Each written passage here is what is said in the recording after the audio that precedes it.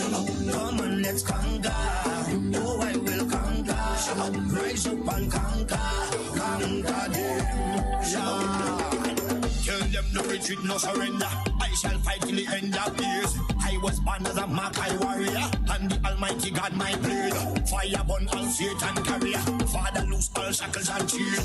This morning first thing as I wake up, King David turns Sam to the brain. Don't let your courage go down, keep it up. And if your heart rip up and stitch it up, don't let your faith them fall, pick it up. When my cup was empty, God fill it up. Don't take the devil contract, rip it up. And if your bad mind people, you go meet it up. Pass me the Congo drum and let me beat it up. God on my side, you don't give it up. No weapon that form against us shall not prevail. And no man that rise against us, that war they shall never win. Because I will conquer, oh I will conquer, yes I will conquer, conquer them. Come on, let's conquer, oh I will conquer, rise up and conquer, conquer them. Thank you, Father. I want to say thank you, Lord. You're everything, Father. Thank you. Father, you alone shall guide me. No man shall lead my path. In the wind I hear your quiet whispers, and you heal my broken heart. Even some of my friends turn enemies, and they pray for right to feel. And remember you gave us your only begotten son, but we gave him the wound of life. Send down your warriors with the hello. They carry down to the end of days. No matter how the devil try trick me, unto you my soul I will give. Father, I know this time is coming. I can see the high tide raise. Without you there is no other. Could it be that we decide? No weapon that form against us shall not prevail. And no man that rise against us, that war they shall never win. Because I will conquer, oh I will conquer, yes I will conquer them. Come on, let's conquer, oh I will conquer, rise up and conquer them. I am a man, I am a champion, I am a warrior. So who are you to tell me that I cannot make? Who are you to tell me that I am not the greatest thing that God ever created? Good morning, Grenada, Carriacou, and PG Martinique. You're listening to Hard Talk Grenada. A very special good morning to those of you joining us on the various radio stations, 97.5 CitysoundFM, 89.5 CRFM, 91.9 and 91.5 RealFM Radio, 92.9 Sister Al Radio broadcasting from Hillsborough, Carriacou, and of course 94.9 We Noise Radio out there in Brooklyn, New York. A very special good morning to those of you joining us on the various live streams, whether it's on Facebook, YouTube, Instagram. A very special good morning to you. It is Thursday. It's a beautiful day. We got some showers of blessings last night, and of course, we are very happy for that. With me in studio this morning, I have my co-host, Mr. Roland Bola. Good morning, Mr. Bola. Good morning to you, Ms. Duncan. Of course, good morning to all our listeners out there, by whatever means you are listening to us.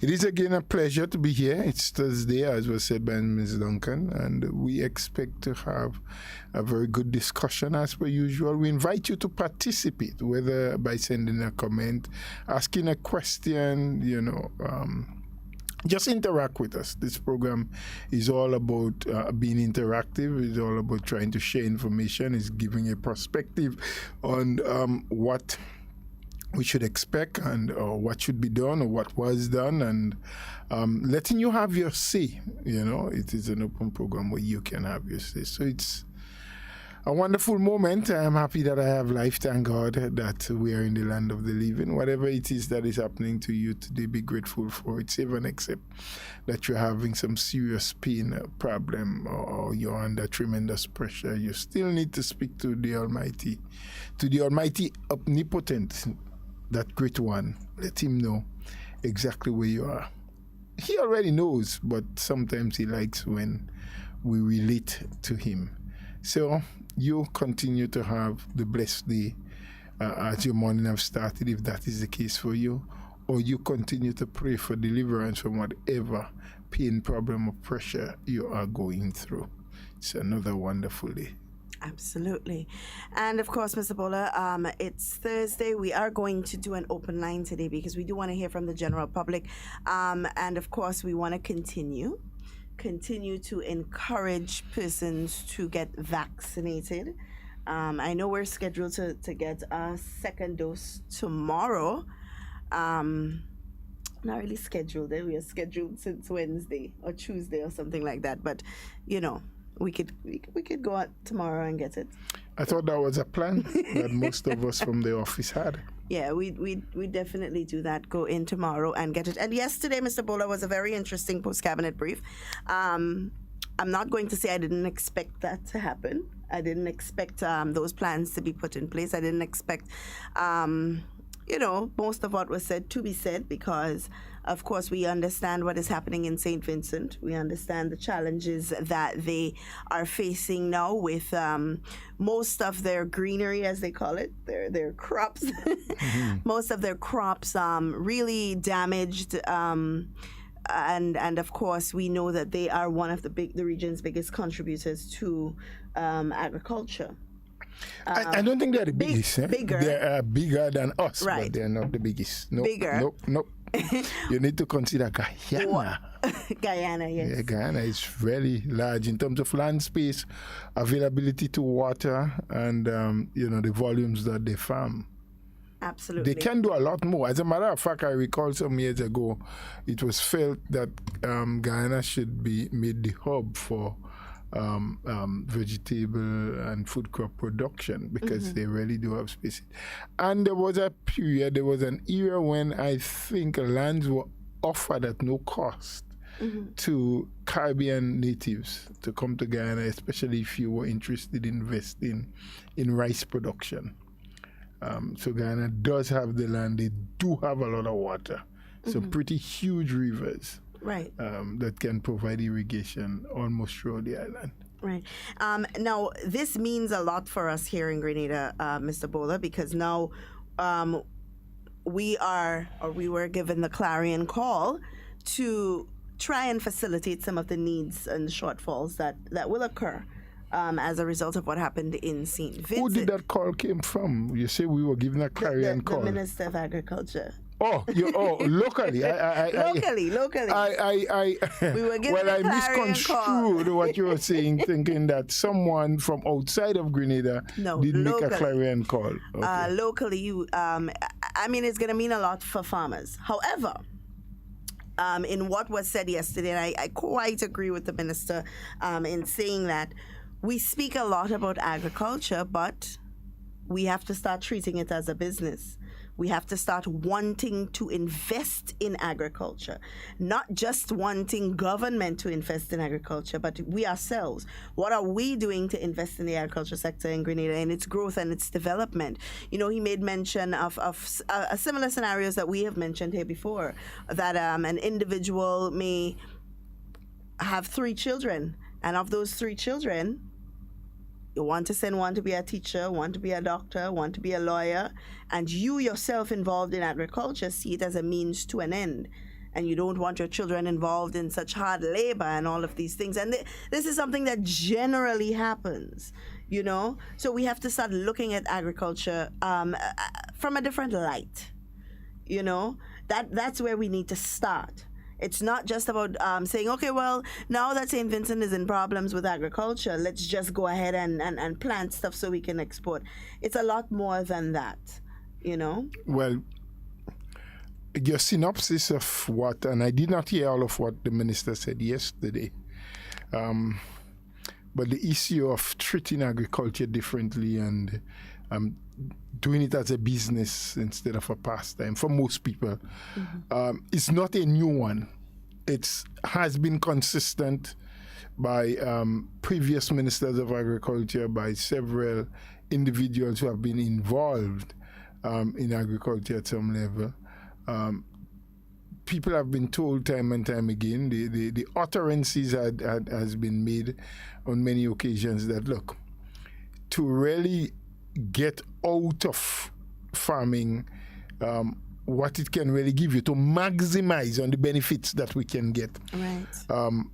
Whoever it is that is involved must treat it as a business, you know. In Grenada, based on what the Ministry of Agriculture has been doing in terms of the registration of farmers and the issuance of identification cards, I know at one time there were well over, I think, was it 10,000 people that was registered? I want to, my as farmers. Yes. Yeah, I hope that my number is correct. About 10,000 people. And I always ask myself, and I did pose the question at one time, what is it you must be involved in to be considered? What constitutes someone being or receiving the title as a farmer? Yeah. Is it because you're planting some crop or something? Or should it be a certain acreage? Should you be trading to a certain value? Right. What is it? Because you have past-timers, you have backyard gardeners, you have people who in the rural parts of the island, you talk about a man have a little kitchen garden. Right. Just a little backyard thing to supplement his food bill. So he plants, 2 dozen stools of beans, and he has a dozen stools of okra, and he plants half a tray or 20 cabbage and some what we call it now, melangen, we refer to it. Its proper name is eggplants. Little things like that. He has a little bed of seasoning. He has a couple stools of lettuce. Right. And we would refer to it as someone doing a little kitchen garden. In essence, meaning producing some things for the kitchen. Yes? We considering these people as farmers, so I think there need to be some kind of classification. Yeah. Was done for. Do we really have 10,000 farmers in Grenada, or we have 10,000 people who plant things at different levels, at different stages, different quantities, and for different reasons? Yeah. So I think there needs first and foremost to be some classification. Right. Having said that, though, that should not have a bearing on the call that the minister made. Yeah, it's a call I believe that was necessary. In fact, I want to place on record here that I think we are already beginning to miss the boat. I think the boat is ahead of us. And for now, it is still within swimming distance. So as it relates to putting more lands under production and to make up for the shortfall that would exist for a couple of months down the road as a result of the eruption of the Soufrière volcano in St. Vincent and the destruction that it has caused to the agricultural sector. That boat, I think, has already left port, but has not fired up yet, has not taken off with enough speed, so we can still swim to meet it. And I'm saying that because, give or take, based on what the seismologists and geologists are saying about the volcano, in St. Vincent, we may not see many eruptions. They are not writing it off. By no means are they saying that it is over, that the eruptions have stopped. But they tend to believe that maybe the worst of it has already passed. So there may be a few more eruptions, but maybe smaller, may not, exude as much ash and lava and other things like that. Now, if that is the case, what it simply means is that within weeks, the Vincentian farmers may be able to return to their plots, may be able to return to their farms. It is also believed in some quarters that the ash itself, and of itself, may increase the fertility, of their soil. So when I say that the boat has already left the port, I am talking in one sense of those kind of issues that we should have capitalized on before. The planning and having things on paper should have been done since months ago, since we were hearing. Anyway, we are supposed to plant more, we are supposed to farm more, but these things have their own problems, they have their own issues. Grenada standard, there are reasons why we are not doing more than what we're doing. Issues that we'll have to sit and discuss and deal with, whether it's strictly from a governmental point, a ministerial point, or an involvement or collaboration between farmers and the ministry, farmers and the government, what have you. We have to continue pressing forward. But the issue of trying to pick up on the shortfall, because St. Vincent and the Grenadines, we have to admit, have been doing in terms of vegetable production, crop production, food crop production, far more and far better than we are doing here in Grenada. Yeah. They have a consistent, or they give a consistent supply of this food crop and vegetables to the Trinidad market. Now, there's going to be a void for a couple of months, I believe, far more than we have ever been able to supply to the Trinidad market, which has a fairly large enough population to consume.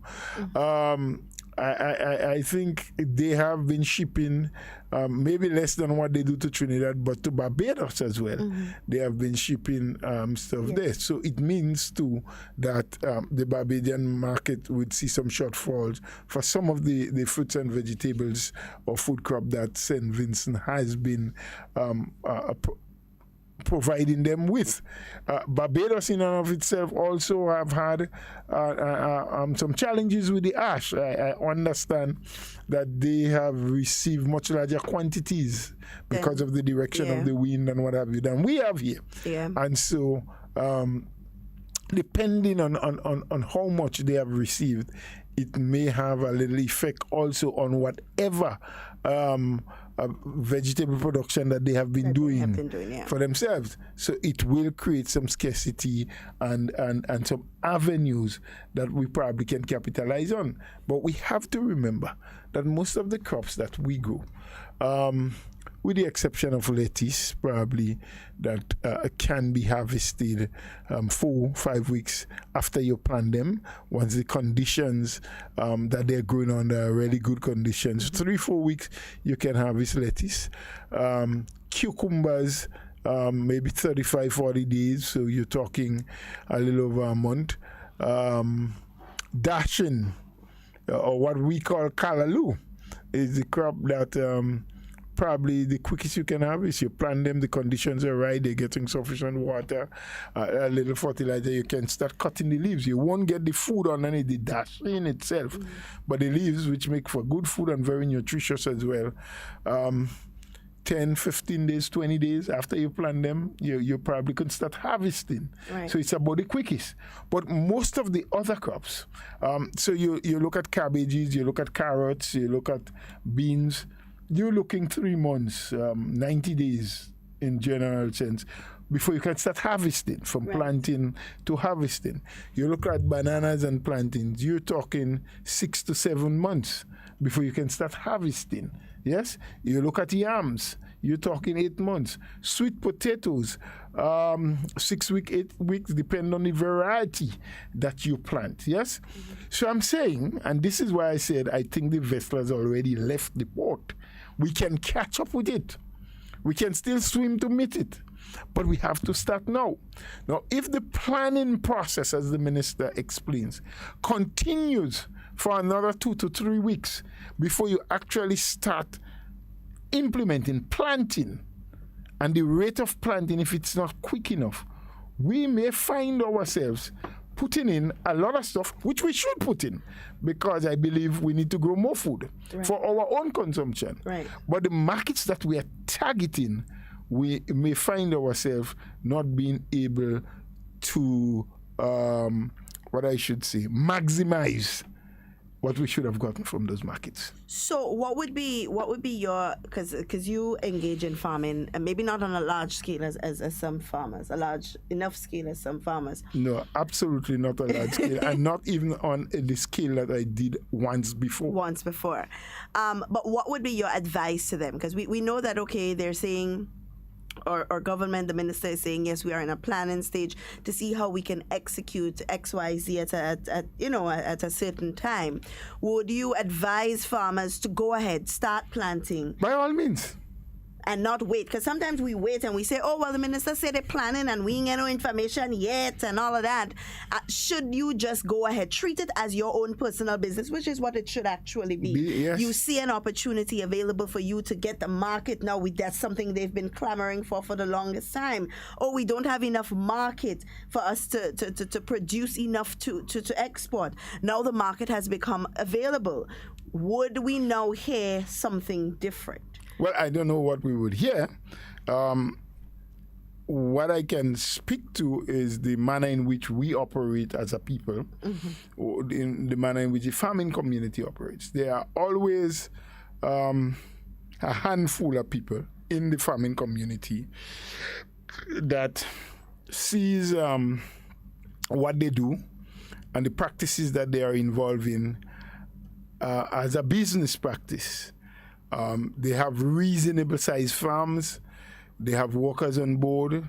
The implements that are needed, they're present. And it doesn't take very long to prepare, to plant, to treat, and to start harvesting.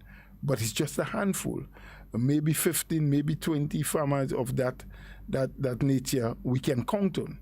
There are hundreds more that will be driven by the call from the ministry and the minister, that will be driven to action because the marketing board, for example, using that as an example, can say to them, well, if you can produce tomato, we will be in a position to take hundreds of pounds from you. Or if you are going to produce bananas, we are ready to give you a contract to purchase. Some people wait until they get those kinds of assurances before they really get into any serious production. Right. And we have others who, when they see what another person does, or they hear there is money to be made, they quickly get up and go into the land and start doing something, but they are not consistent with quality, quantity, and effort. So there's a lot of dynamics in play here.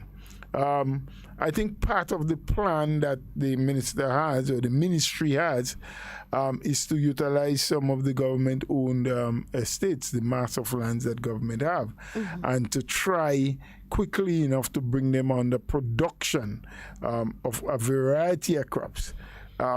That is also an excellent idea, but from where I sit and from what I know and how we normally operate with a sort of laissez-faire, lackadaisical approach, not putting much intensity into things, it may well take probably another month before you can actually see these things start happening.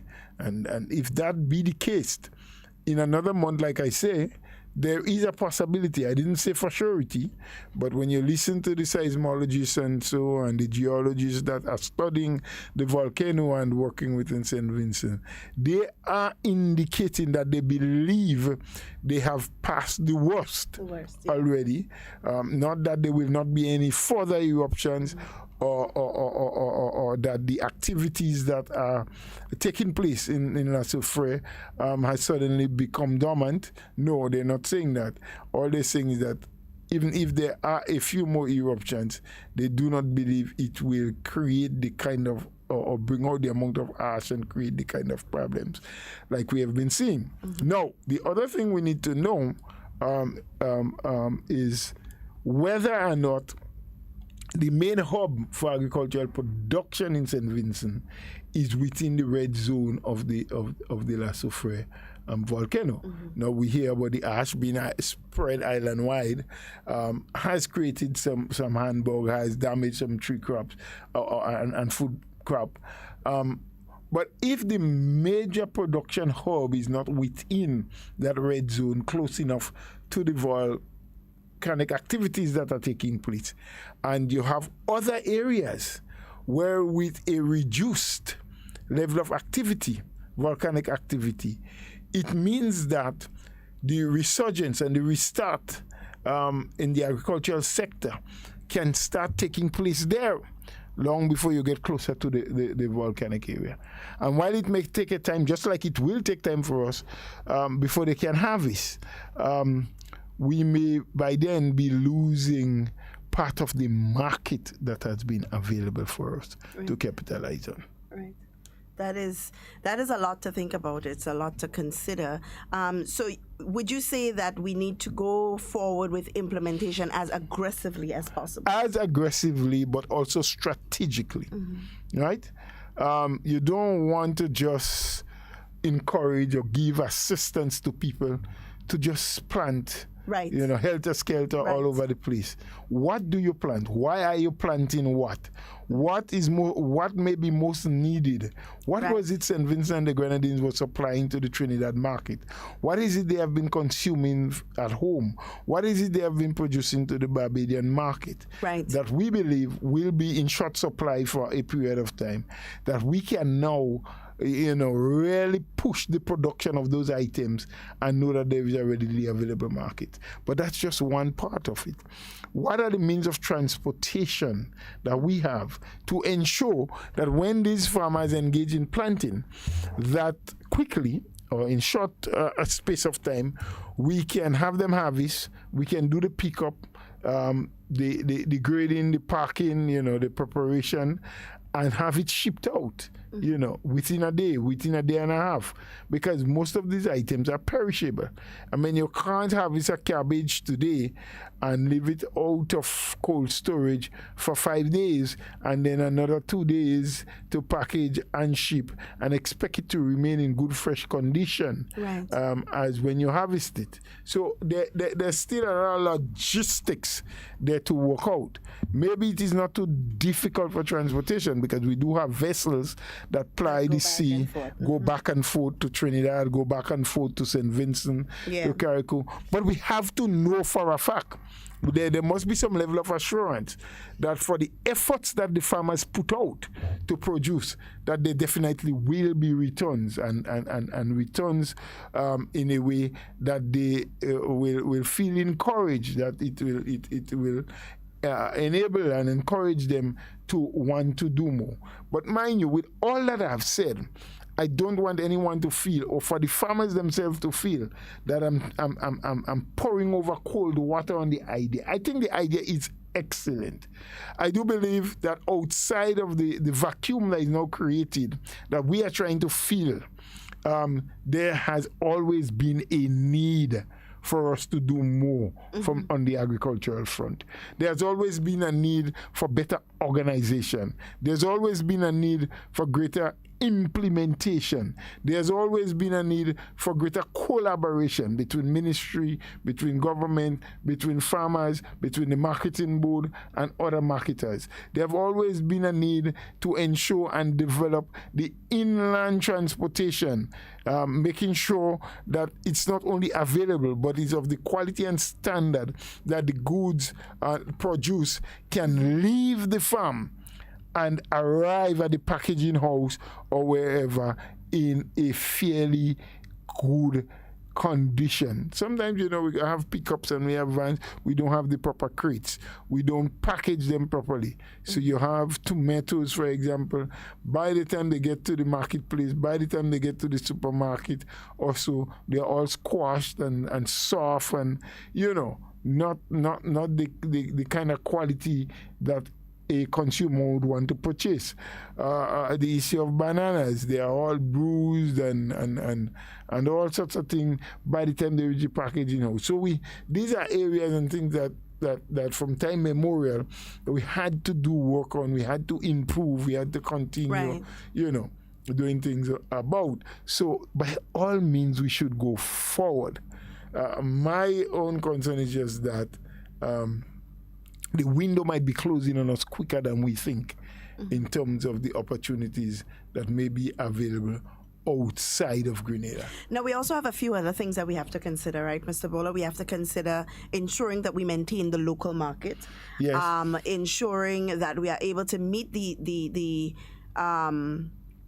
increase in want or need that will happen. And we may see happen close to the time frame of the SGU students coming back in. Yes. Because that is also expected to happen in August. Yes. Or for the August semester. So we have a few things that we also have to consider. We have to also consider the demand that the tourism sector will again have very soon. As we know, Sandals has opened. And they are going to have visitors, and they are going to need from the local market. So we have to also consider all of these things. So it really is a massive task that we are undertaking. And I think the word in all of this that would really, or the words that would really drive this home would be that of implementation and that of collaboration. Certainly. Collaboration, and I'm saying that because I think it was sometime last year when we had a farmer and also a public servant from the Ministry of Agriculture who came and sat with me here, and he said one of the biggest problems that they have, the Ministry of Agriculture, that is in terms of getting farmers to plant what is needed. And there's this issue of everyone wants to plant the same thing around the same time. So when there's a shortage, there is a shortage. There is none. And when when that vegetable or crop or whatever it just comes into play, then there's a glut on the there's a glut on the market. So we have to collaborate, as I said before, the Ministry of Agriculture along with the farmers to see how we can best meet the need not only of our regional partners but also locally. And I do agree with you because with the possibility of SGU being back in action from around August, as is mentioned, hoping that everything works out fine for that to happen. There will definitely be a greater local demand. Yeah. Because SGU had played a great role in terms of the consumption of local fruits, vegetables, and so on, food crops. So we need to cater for that. And hence the reason I said, even if the window of opportunity might be closing quickly on us, we still need to have that discussion, to have that implementation, to increase our production. Yeah. The hotels and so. Yes, as they open up one by one, bit by bit, as more visitors flow into the island, the need for food, for supplies for our restaurants, our hotels, will be increased. And so the farming community would have to be cognizant of those things and be able to produce to meet those local demands.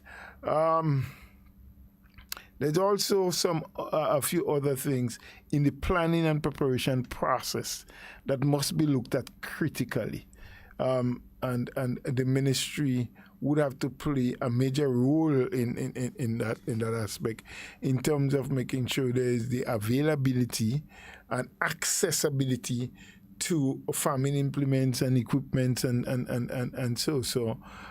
Sometimes particular chemicals that farmers need by a particular time, because remember, you're growing vegetables and you just can't be spraying them with pesticide and fungicide and so every time and any old time. There are specific times in their growth life that you will be able to spray or to fertilize or to do different things. And a lot of times they tell you on the labels how many days, how many months, how many weeks before harvesting that you must utilize those things. So we have to make sure as a ministry and so that these things are available on a timely manner, so that farmers can have the use of them when they need them. Speaking timely.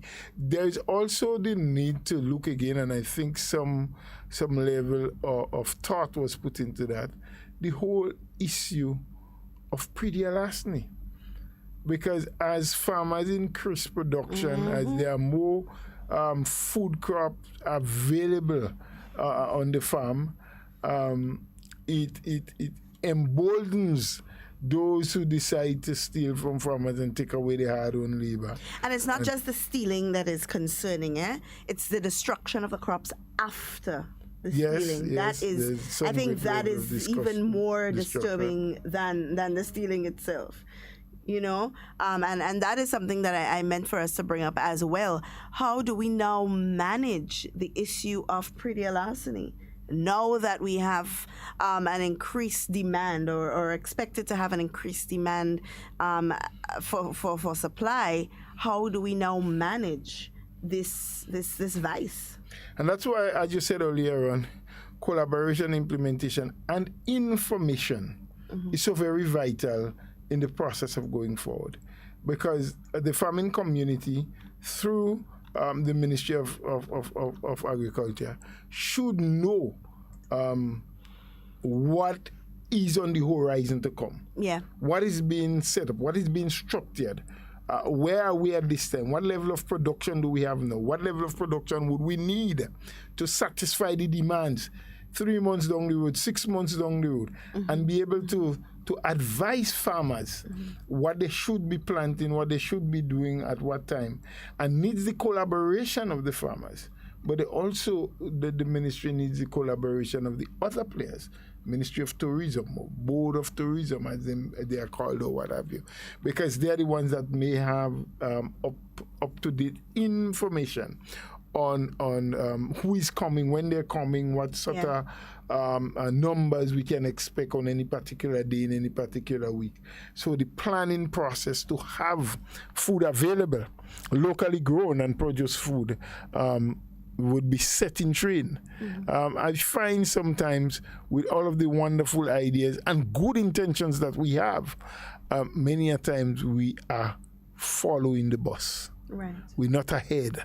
Right. We're not ready so that when the bus arrives, it can just pick us up along with the produce that we have. To flag it down when it's on its way. You understand? Yeah. A lot of times we move so slow, and even in our movements, it's not so well coordinated. There are a lot of starts and stops in the process that we kill and we lose a lot of time. Because we have to be mindful that in terms of maximizing profit and harnessing the opportunities, you need to be professional. Yes. You need to move with a certain speed. Yes. You need to ensure that your standards and your qualities and so remain as high as possible. And you always strive day by day, year by year to do better than the year before. Yeah. So all of these things have to be taken into consideration and see how they would all work out, how they would fit in. Absolutely. And I needed just quickly before you're coming to make the point and to inject here, when we spoke about the return of SGU and probably hotels opening up, it also lends itself to the issue of vaccination, which is something we cannot get away from.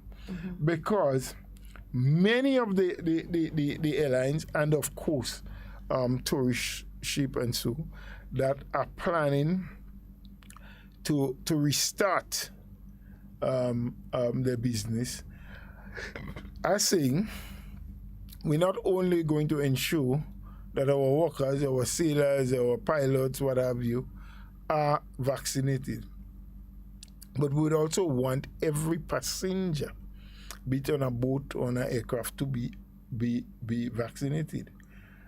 Hey, but hold on. Even when we have them vaccinated, we want to ensure that our port of call, the country that we are going into, that the people who have to interact first and foremost with our passengers that we're dropping here are fully vaccinated themselves. Yeah. So the whole issue, when we have been talking weeks ago about vaccination soon will not be an issue of just for medical purposes. but that it will have economic value. It is these things that we are talking about, you know. We are talking about people putting themselves in a state of readiness to be able to move if that is what has to happen down the line. Absolutely. You know, and you're absolutely right, Mr. Bola. And I want us to make the point that at some point in time, we must understand that the vaccination is really basically for us. It's for the individual person to protect them. Because guess what? One, no government wants to have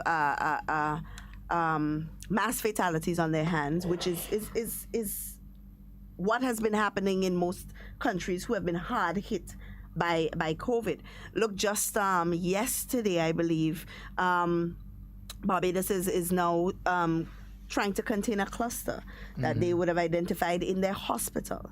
You know, so while we were very concerned and we were all caught up by what was happening in St. Vincent, I think a lot of complacency happened with individuals as it relates to COVID is still around, and we need to still very prevalent. Be cautious. You know, I read and somebody sent me, and I want to quickly just get it, an article recently. Where there was, let me see if I could find it here, an unvaccinated worker in a nursing home in the United States of America. She was unvaccinated, but the majority of the individuals in the nursing home, they were vaccinated. Now, she created an outbreak. Yeah, she caused an outbreak because, of course, she was unvaccinated, brought the virus in, gave it to, you know, the unvaccinated residents, and one of them died. See, when we talk about protecting your lives and that of others, some people just laugh at it and take everything jokingly. But we have to sometimes stop for a moment and not just anticipate, but sort of visualize the total outcome. What will the message be at the end of the day? What would the news that has to be carried out be when we behave selfishly like some of us are, by not taking the vaccine, by spreading all sorts of untruths about it? You know, it is not it is not nice. It's not a kind thing. It's not the humanitarian thing. No, it's not. You know, Israel has done a wonderful job in terms of vaccinating their people. I look at the world. There's a world map. You know, I usually go to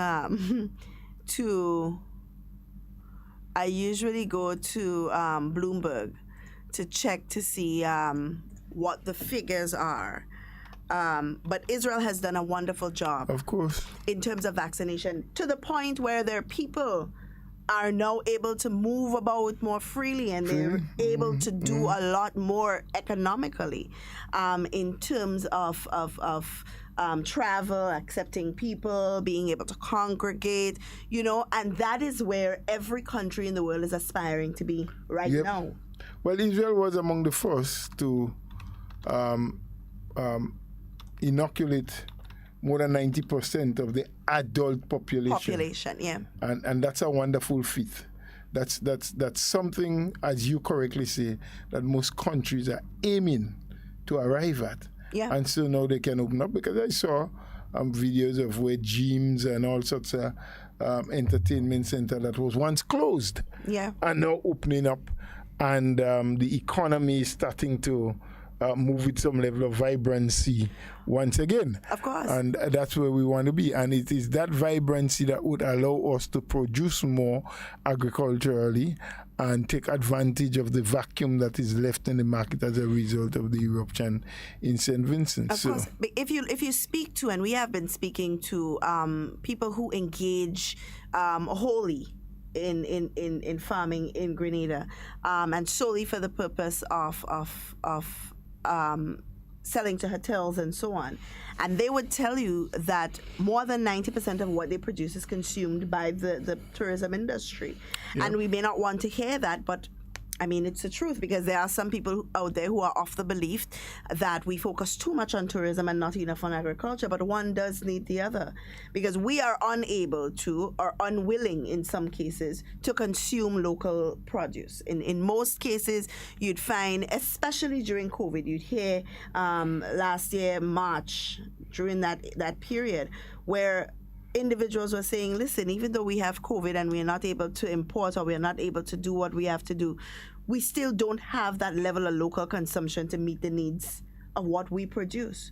So it's like a triage. It has to be local, tourism, and agriculture. All of that has to come together as one. We must all collaborate with each other in order to make this thing work. We can't just be there speaking agriculture and speaking about, there needs to be more investment in agriculture, and making these broad statements without really zeroing in on what exactly you mean by more investment in agriculture.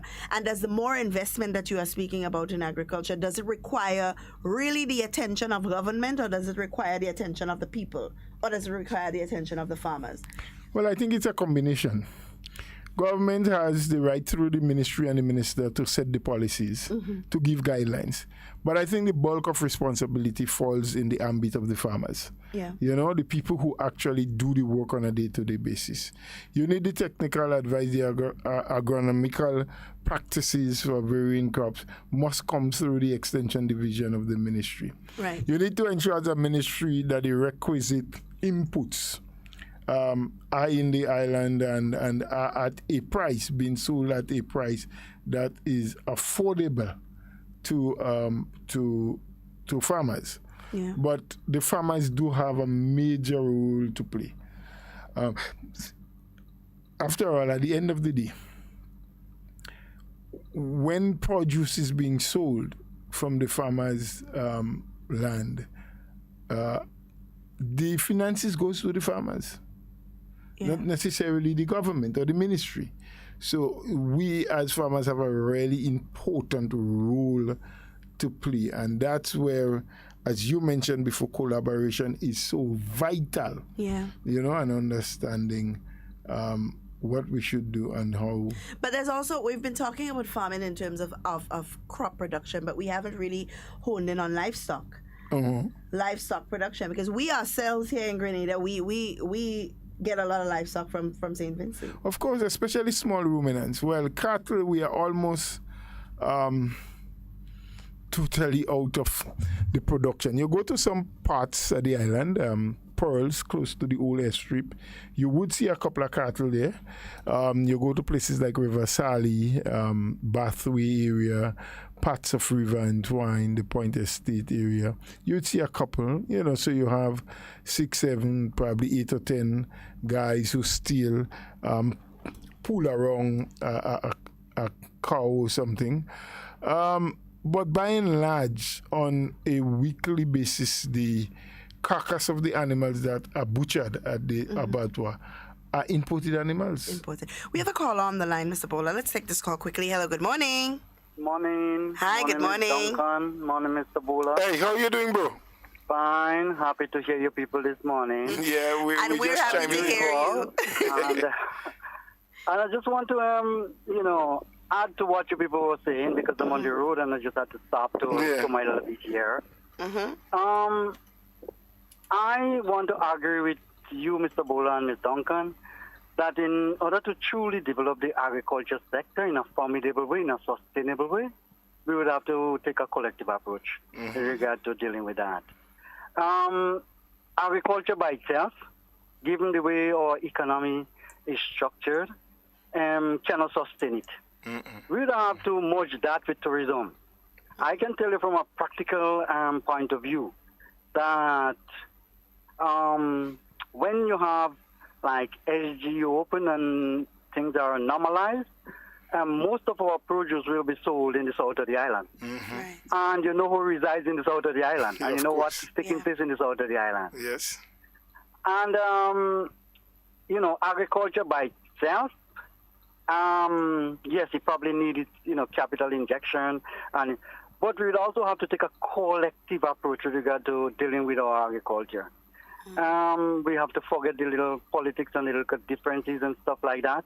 And farmers, government, financiers, whoever, all the stakeholders have to realize, the people who are supplying the input have to realize that we need to get our hands on deck and basically oar the boat together, because we all in the same ship. If farmers produce more, chances are the produce going to be, sold for less. Yep. Right. Chances are the people supplying the inputs going to be selling more. The turnover might be faster. All right. Government will benefit from other taxes and export tax and whatnot, and licenses and those kind of things. We have to basically put our heads and hearts and hands together and, forget the differences and take a collective approach with regard to how we structure and deal with the agriculture sector. The potential is huge, but the onus is on us as a people to decide how we structure it, how we're moving forward. That's basically I have to say this. No. Before you run. Our minister did throw out a challenge yesterday, our Minister of Agriculture, the Honorable Peter David, letting Grenadians know, and farmers in particular, that there is now a void created with what has happened in St. Vincent, with the eruption of the volcano and so. And we know that St. Vincent has been doing a fantastic job in terms of providing the Trinidad market, the Barbados market to a certain extent, with a lot of food crops and vegetables and so. Even in Grenada, I think we were still importing a lot of the underground, the tubers and so, like the dashings and potato to a certain extent from St. Vincent, coconuts and these things.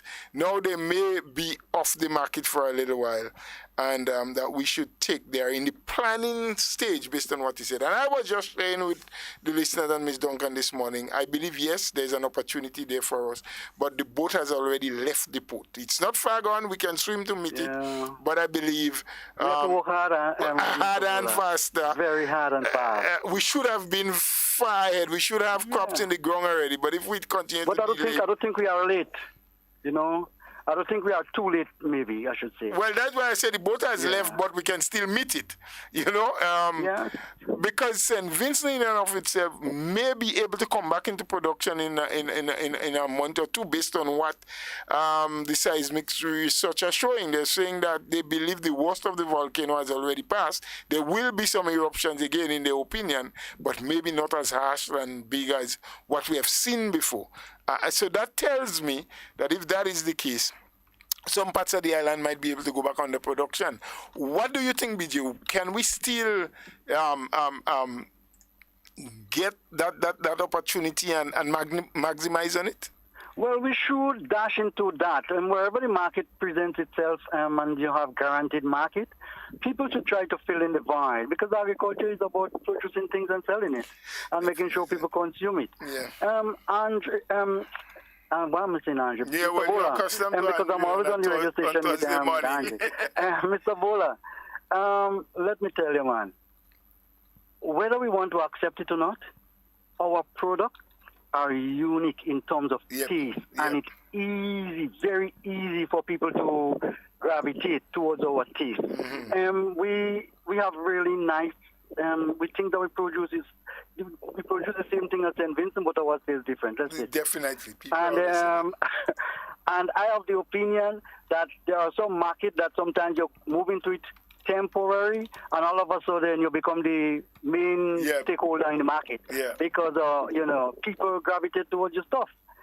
They acquire the taste and they always calling for it. The people who are retailing and selling and what, they don't have a choice. They would have to give the consumer what it is that they need. And Mr. Bula, I would like to take a different approach. I would like St. Vincent to bounce back really quick. But I don't know if you know, a lot of our stuff used to come from St. Vincent. Yeah, I believe that. I know. And if we can just satisfy ourselves with our tanya and dashing and yams and stuff like that, there is still a lot of money to be made. Right. Money that was going outside there every week to buy goods in St. Vincent. This can stay inside now. you know. And at the same time, the Trinidad market have a void for, they have an opportunity, there is a demand for, certain crops, and we can jump into it. Mr. Bola, no little hard feeling here, but I just want to say that institutions like MNIB should realize that that's a big opportunity for them to start basically searching for market and basically targeting certain farmers and, setting up something, starting to get something moving, starting to get some trade moving, whether it be regional or whatever. Andre, Mr. Bola, we farming with the way we're doing it internally and just satisfying ourselves is not very profitable enough. No, it's not profitable enough. We have to get some money from outside. Yep. We have to attract foreign currencies. We have to basically ensure that whatever we produce, we can sell it outside there and bring money come into our country. But we have a few products that already have, people have acquired the international taste. So, for example, our soursop, we are still the only country in the entire world that can sell that fresh in its natural state to the US and the European market. And for years now, we have been talking it. There are a few farmers, I know you as a farmer in particular, have invested time and money and have a good few acres, upwards of 10 acres under source of production. But why is it you think, BJ, we have not been able to harness that opportunity, increase our productivity, and be able to provide the market? I understand that market in the US alone is 300 million US plus. Yeah, I was thinking if we get 100 million out of that, we are right, We are all right, but we're in a better place. When I say that, we cool for the time being. Yeah. but why is the hold up? What is the hindrance? I mean, I recall that one time when I was in the Ministry of Agriculture, we were producing, we had a collaboration with the marketing board where marketing board paid certain farmers who had good trees. The extension people went out, identified the trees that was bearing well, very prolific, reasonable size, and so they would pay them, and the ministry will harvest those seeds to get planting material. And we were doing like 20 and 30,000 source of plants, 2-3 years we did that consistently.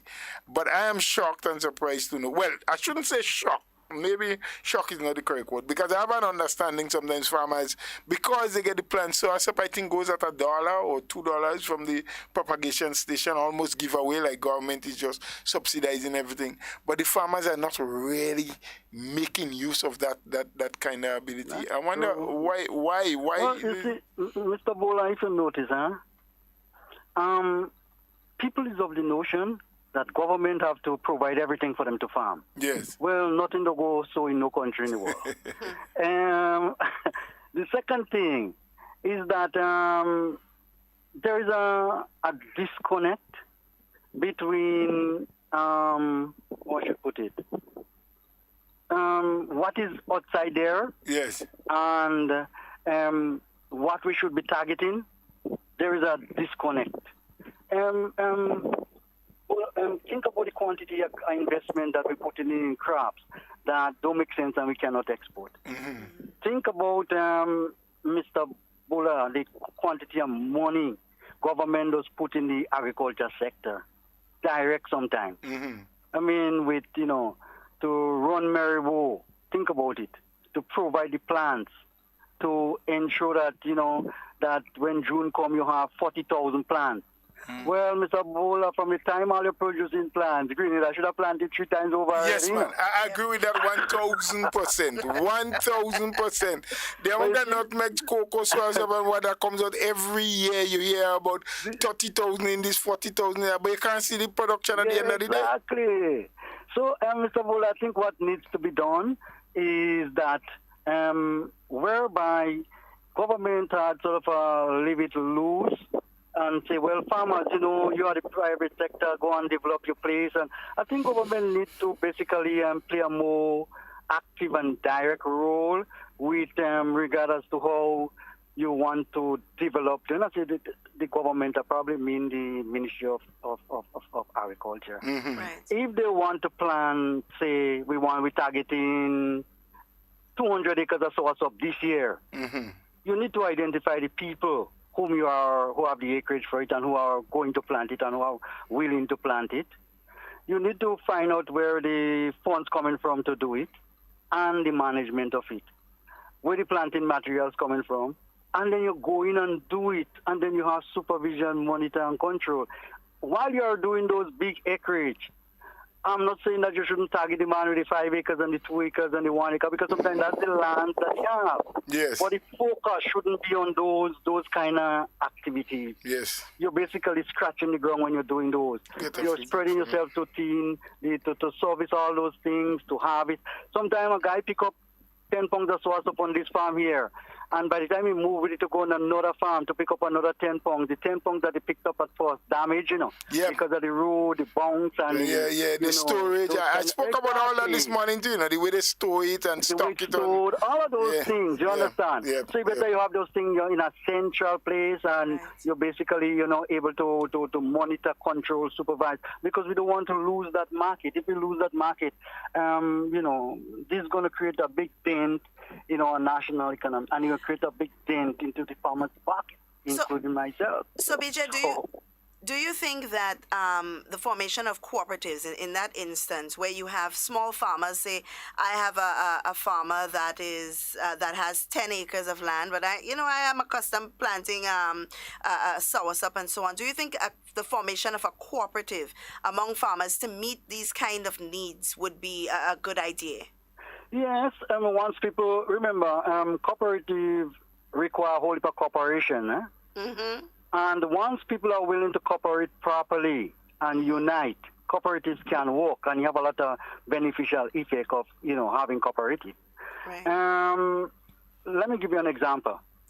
There are areas in South America that I've visited, and people will do a particular crop, and like say soursop, and what they will do, like say a village like Riversali or La Poterie, people will plant the soursop tree all around the houses and stuff like that. And there will be days when like harvesting days, and they will have agro-tourism. Okay. When the boats and things come in, Tourists people will take those people to those packing houses and see how the things are packed, just like how you have visit to the nutmeg pools and whatever. Then the people in that area can have a central packing place, and they know they can get the 50 pounds or the 100 pounds of soursop sold right in the same village at decent price. You understand? And everybody look out for each other's own, and everybody ensure that nobody steal each other's own, because they have a cooperative going on, those kind of things. So those things can work, but it just require, remember, we as a people, let's face it, to manage Grenadian, I don't know how my leader doing it here. We take just as a people here. Yeah, we're tough to deal with on every level. Every single level. And then we mashed up the next day. Definitely so. Definitely so. But you know what? You are always a busy man, always have things to do. It was a pleasure. And I don't want to take all your time. No. It made for good discussion. We are happy to have you. Thank you so much for calling in, and feel free anytime. It does add value to what we want to do. Thank you so much. I am listening, always listening to you and Miss Duncan. Make my day all the time. You're welcome. People always sharing relevant information. Okay, we are happy that we can do that. You know what it's like. Yes, ma'am. These days, Mr. Bowler and Miss Duncan, don't forget, the most common thing is misinformation. Yeah. Yes. Take care. Have a good day. You be good, man. Enjoy the rest of your day. Yes, BJ. Ardent farmer himself, Yes. Very serious-minded one. It's one of the examples of what we were talking about, taking farming to a different level as a business. He does that. He's, on his farm early. He's there late in the evening. He has workers with him, and he does quite a variety and in large quantities. He's one of the very few farmers. Like I mentioned earlier on, there are a few farmers who take this thing serious as a business.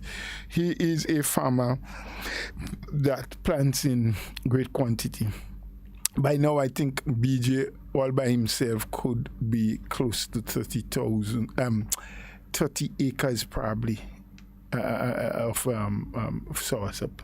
Wow. I know during last year he told me he was looking at the possibility of planting another, I think about 5,000 or so stools. He had bearing ones already, and he was preparing to plant more. So, just mentioning that to let people know that while, yes, everything is not the way we want it here in Grenada in terms of farming, there are still a few farmers or people engaged in farming practices that take this thing serious, that do it well, you know, and they're ready to put Grenada on the map in terms of our production. Someone on the live video, on WhatsApp is saying, "Good morning, Ms. Duncan and Mr. Bola. I've always said that the folks who cut the roadside can also be given the job to work and cultivate lands with trees and vegetables most suited for the different areas. Maybe the time has come with this opportunity, but also it should be a long-term project.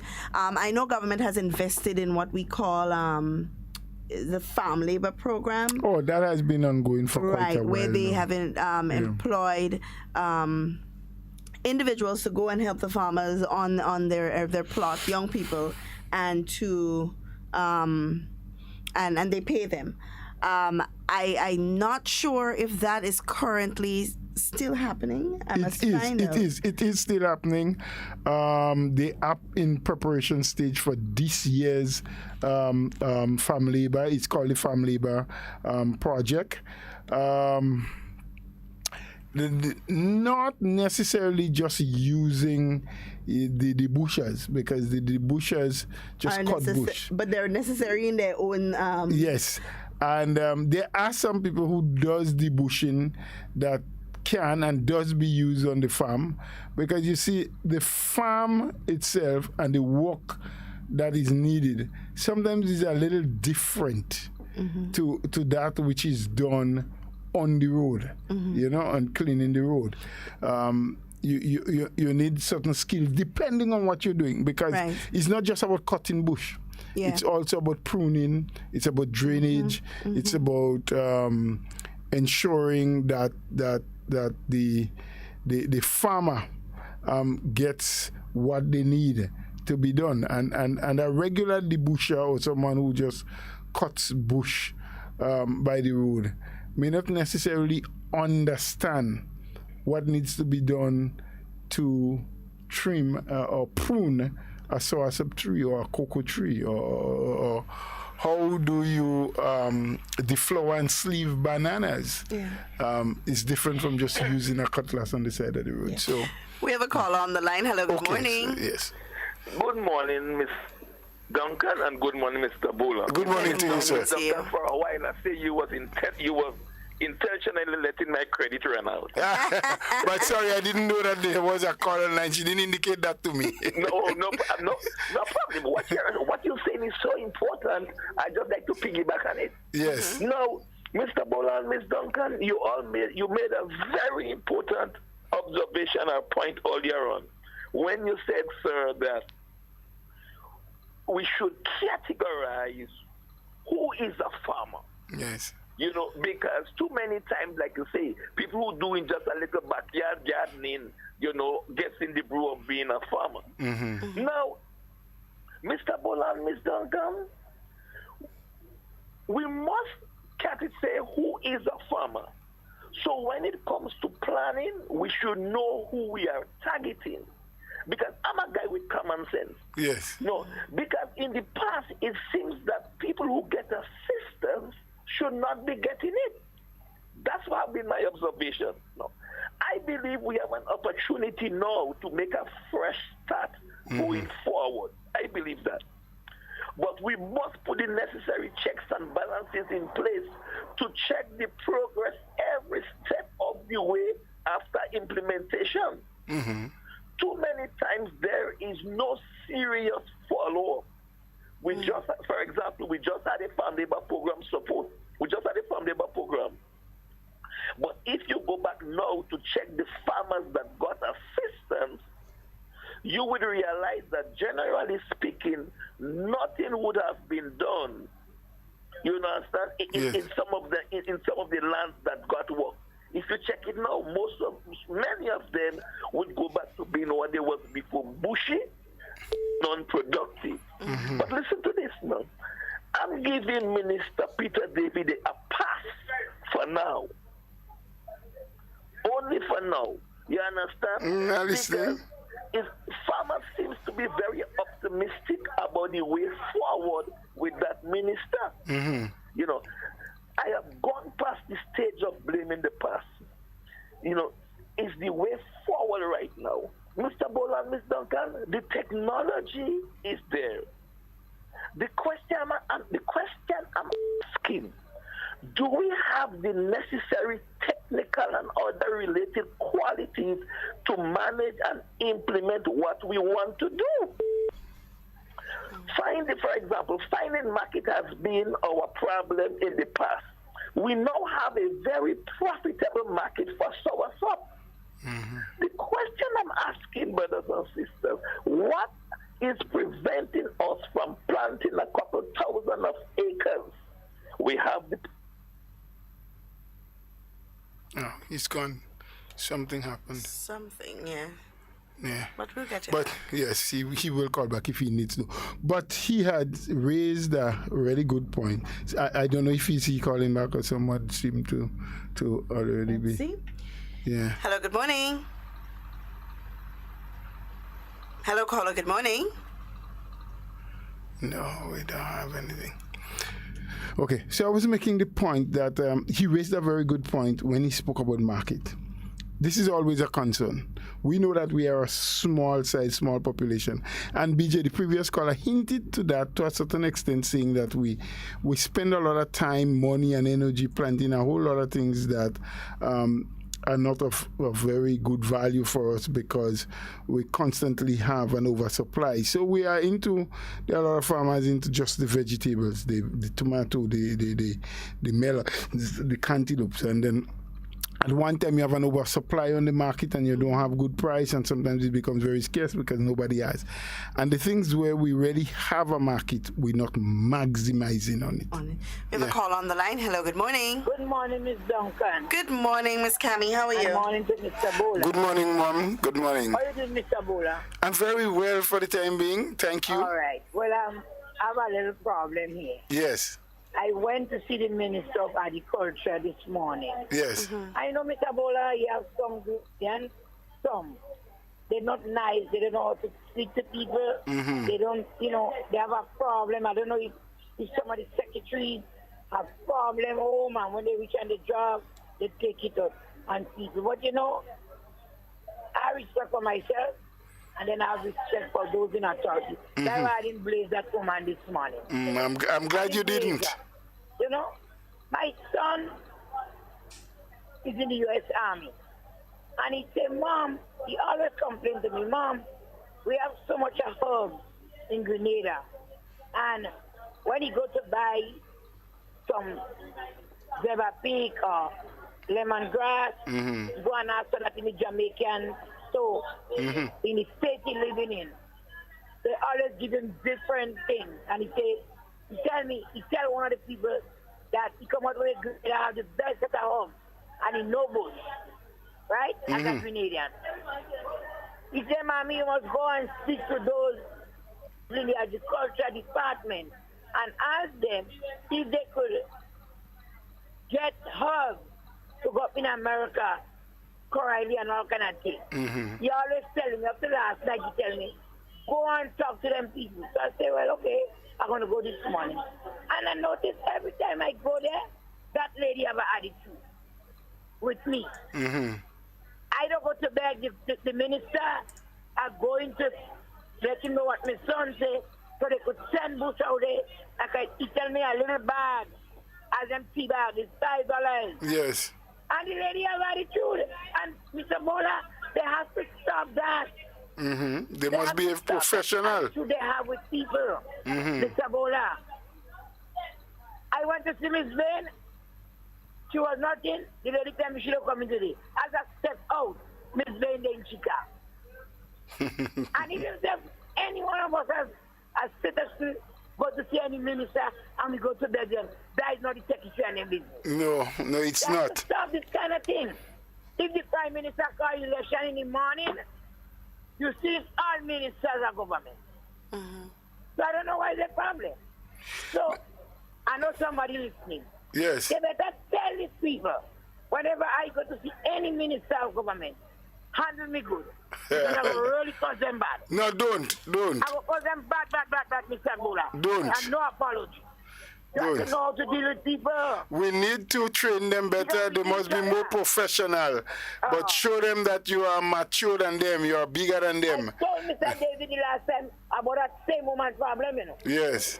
I went there to see him, and she said, "You're in a meeting." I said, "Miss, I don't expect you to go and disturb the meeting. I will come back." Yes. She had an attitude with me. They had to stop that. Yeah, it's not nice when they have Because attitude. we didn't know minister of government.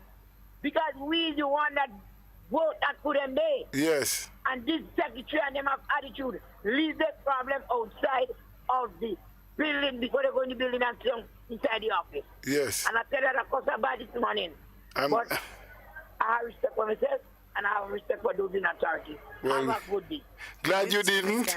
Thank you, Ms. Kami. We take your point, and those who are listening should understand. It doesn't matter whether you work in a ministry or anywhere else. We need to show respect and regards for people.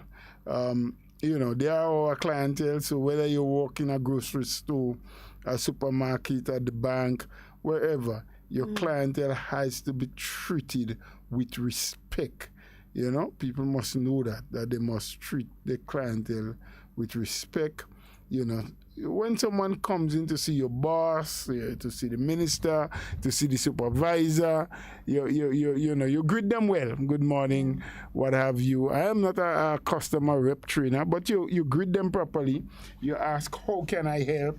They will tell you why they're there, what they're there for. If you know that person is engaged at the moment, or you have to first contact them, you let the person know, well, I can't just let you go in and have to contact the person you come to see, whether it's a minister or not. So can you have a seat? Offer them a seat. Offer them a drink of water. Be nice to people. We don't know what would happen to us. We don't know when our day and our turn will come.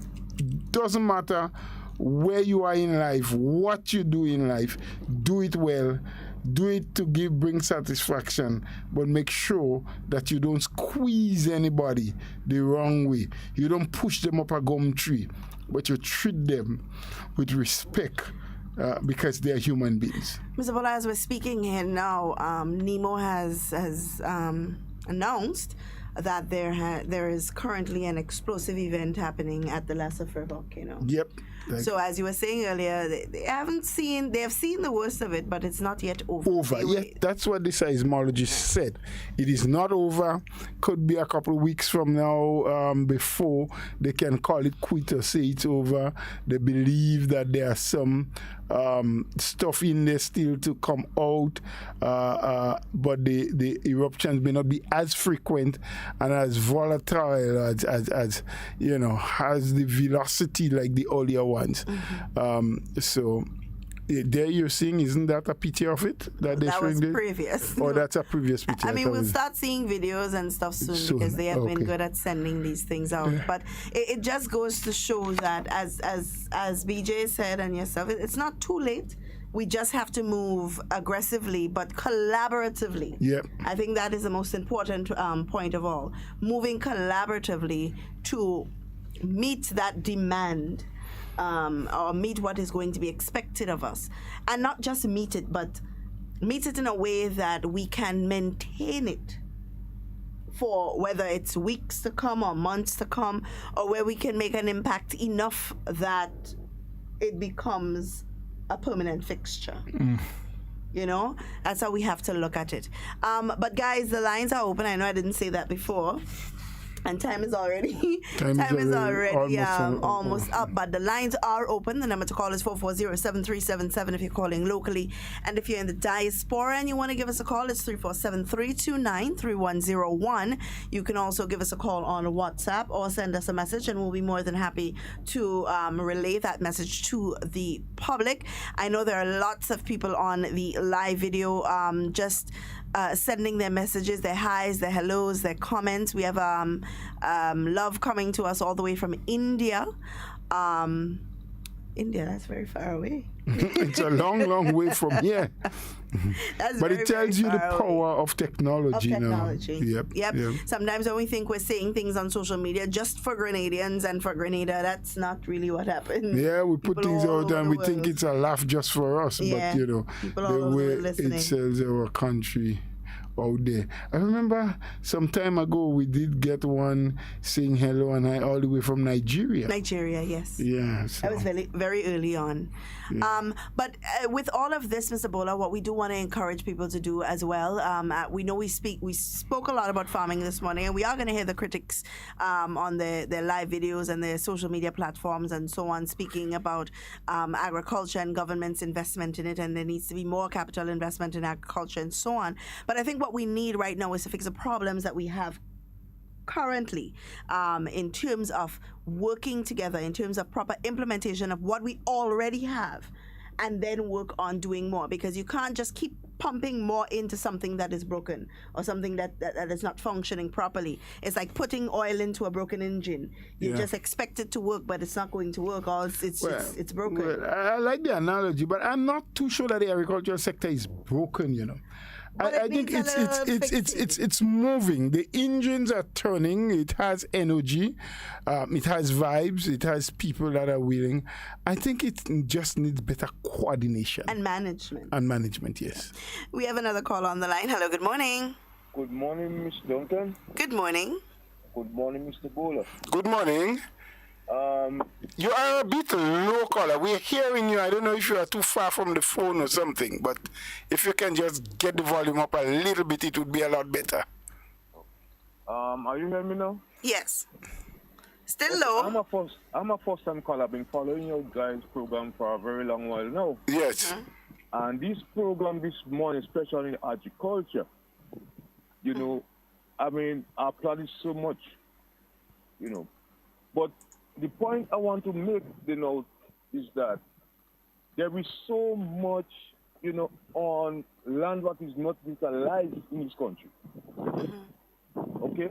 And if we're thinking about bringing back agriculture, I think that the government should be stepping in and to get in touch with these people that have these idle lands. If they could list it for a certain amount of years, and incorporate that, with some, incorporate it to, cooperatives. I think that will be a brilliant idea. Okay. Point taken, something that we can share with the ministry and the Minister of Agriculture. Because, for instance, I'm from Sotters, right? To be exact, I live at Mount Craven.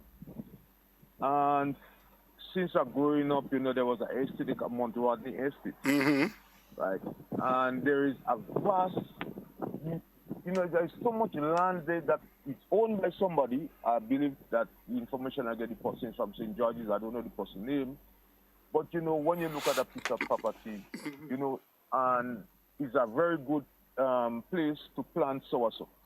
Because as a young boy growing up, passing through a lot of soursop growing up, just all about the place and things like that. And I see that area there as a place that the same thing could happen, just government could get in contact with the person. And, we could incorporate cooperatives and we could do well with the soursop of it because it's a big piece of land. Okay. As a matter of fact, I spoke to Mr. Boston about that a long time ago. He told me he's going to look to it. He never did. Yeah. So I think that is a very important thing that we could do for this area that I'm talking about. Good. So I think you guys should look into it and see what could be done. Well, we can pass the information on. We don't have the power to tell the government what to do, but we take information from people like yourself who call in, who raise concerns, who talk about things that they think are feasible, and we pass it on. Well, we thank you very much for that. Because I see that as part of the way forward for agriculture, with this idle land just all about the place. Yes. Good. All right. Thank you so much for your contribution. I appreciate it. Yeah. So as we were saying, Mr. Bola, the the management, definitely the management. Yeah. I don't think it's broken because we have been able to hold our own. We have fed ourselves over the ages. We continue to feed ourselves. There are just some areas that we need to manage much better and maximize on what's available there for us.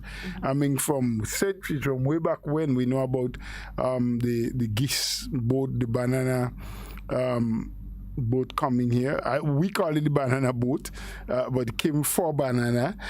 And our people provided, our farmers worked well. They provided the loads that we needed on a fortnightly basis. We continue to ship our nutmegs and our cocoa and some of our spices in much smaller quantities.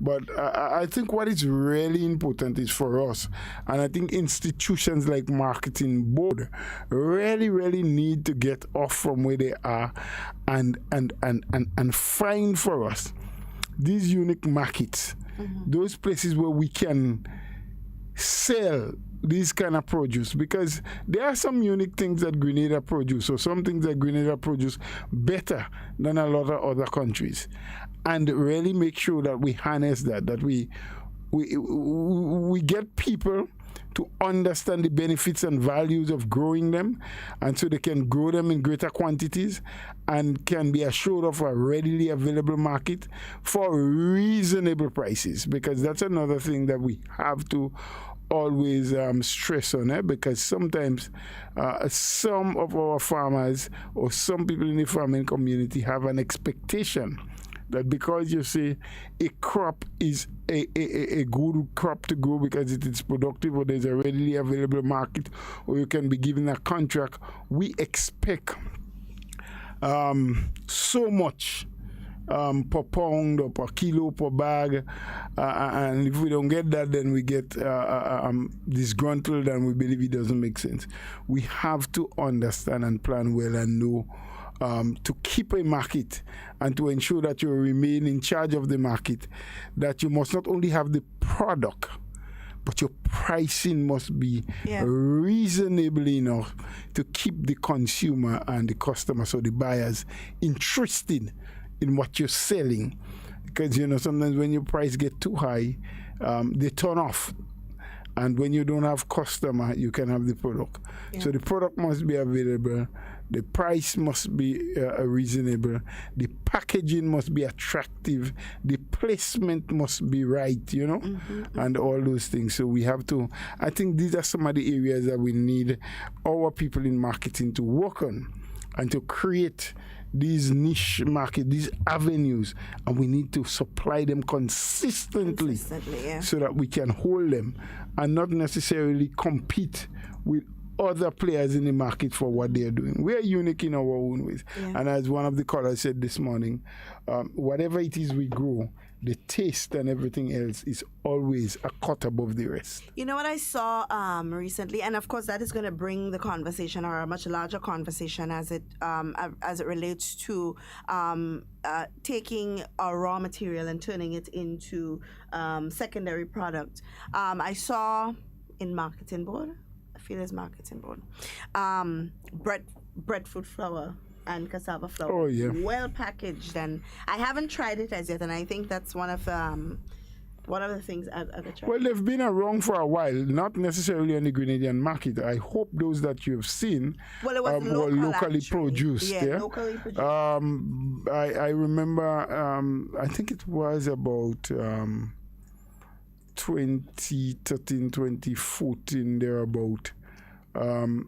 A visit that I made to Guyana for what was then, and I haven't heard about it happening in recent times, what was called Caribbean Week of Agriculture, where the entire Caribbean came together and spoke about the agricultural sector regionally, and sought for greater collaboration and so forth. And I remember that one of the things we had on a lunch day one day for dessert was a cake that was made from 100% breadfruit flour. And I asked the caterer who did that to do me one reasonable size that I brought back from Guyana with me to share among the people at the Ministry of Agriculture then I was in. And I asked them all to tell me if they can what that cake was made from. And none was able to detect that it was not wheat flour. It was 100% breadfruit flour. And I knew of a gentleman, I think, I don't know if he was really from Rose Hill, but he once operated a little mill where people went to grind their corn and so in Rose Hill. And then he subsequently moved to Sautez. And he told me that he had tried it and made it, in his mill grinding. I think the process is not that difficult. You get the breadfruits, you peel them, you slice them small, you have them dried. There are some artificial dryers that you can use. Other people just put it in a shaded area, but where you can get it. Because I don't think you really want it out in the sun to sort of bake it, but you want the moisture in it to dry up. Yeah, to dehydrate it. Dehydrate, and then and then you grind it.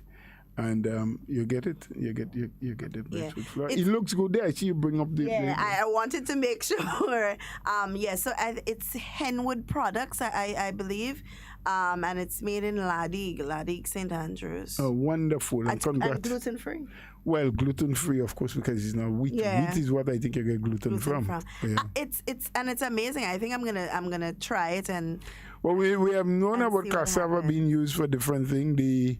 The Cardi has been in recent times. In recent years, they've been pushing cassava as a main product to eat more, to grow more.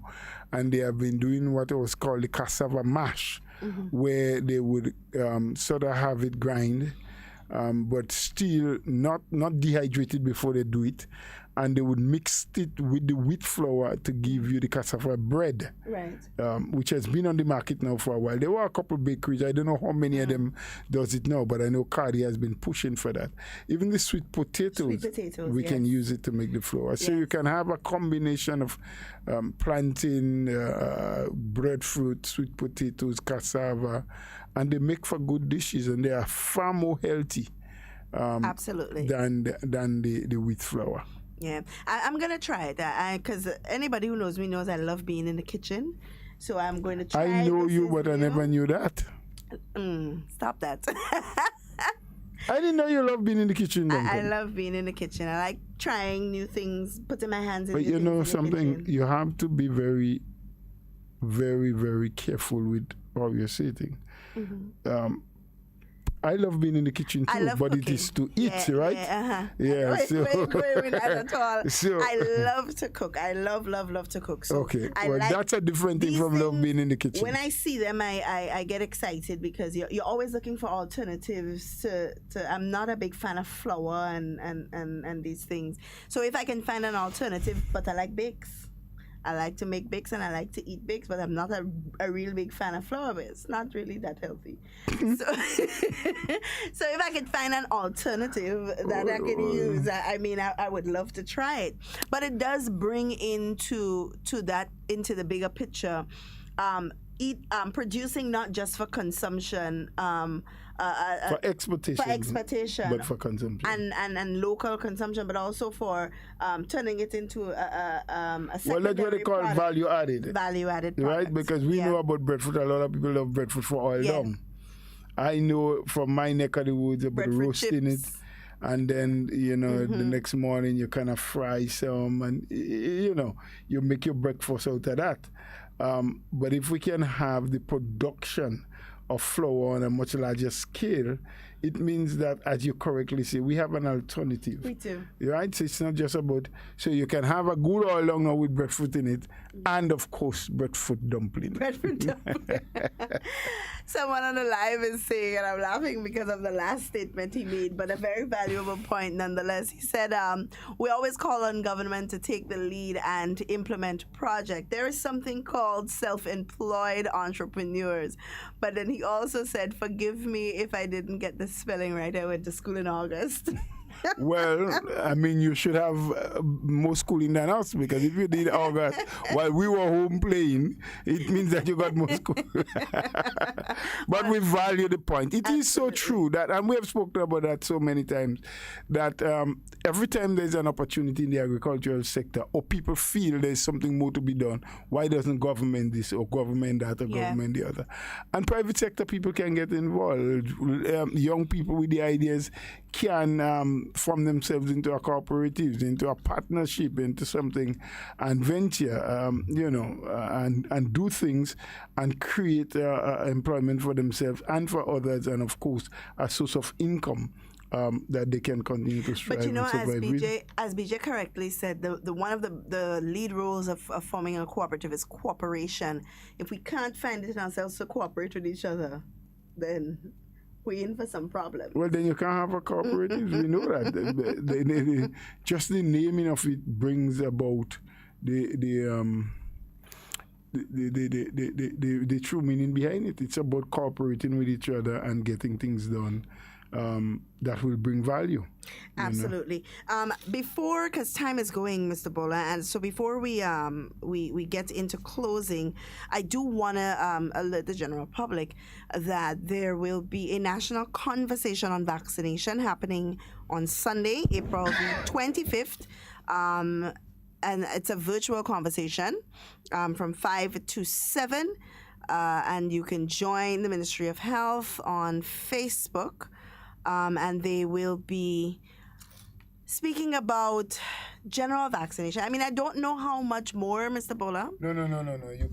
You can't No, I give mean, too much. I know you more feel like a lot has been said, but it's about constant encouragement. It is a fact that a lot has been said, but you see, you have so many people with idiotic ideas, with no factual basis for what they're saying so many things. And of course, as a people, we are gullible to listen and believe that everything we see on social media is correct.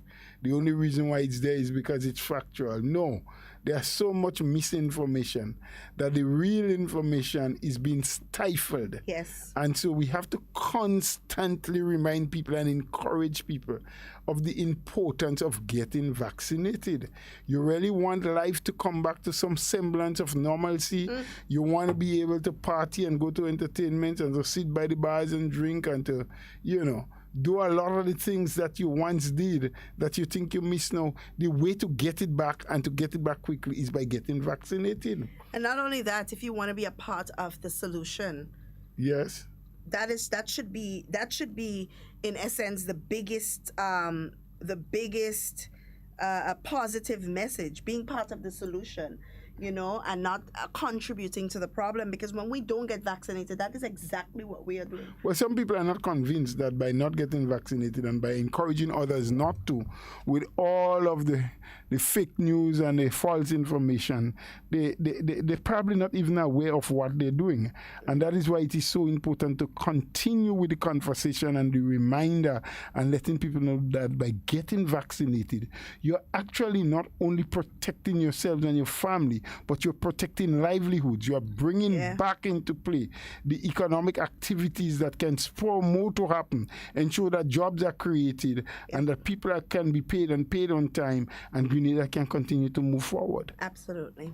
Well, we closing now, Mr. Bola. Do you have any final words? Well, I just want to encourage people, as we started the conversation with the clarion call from the Minister of Agriculture, to take it serious, to start organizing yourselves. And I really do hope that the Ministry of Agriculture will really harness that opportunity now and spread the news in such a way and supervise this project that they're aiming to go on with, so that we can maximize whatever benefits that can be derived from it. Grenada is known to be a place that has very good, rich and nutritious soils. We can plant almost anything. I remember one time a guy said to me, boy, even if you plant a stone in Grenada, it will grow. And that's quite possible. Because long time ago, our foreparents used to talk about stone growing, not understanding that sometimes you see the little tip of a stone and it's been covered in the earth. And as erosion takes place, more and more of the stone exposed. They tell you the stone growing, when you remember, it was just that little thing. Watch how big it is now. But that is for another time and another conversation. But I just really want to encourage people, let's do what we can. Yeah. Farming and producing food is not only for export and for ensuring that we have foreign exchange. It does play a part. It should play a greater part in terms of it can provide employment.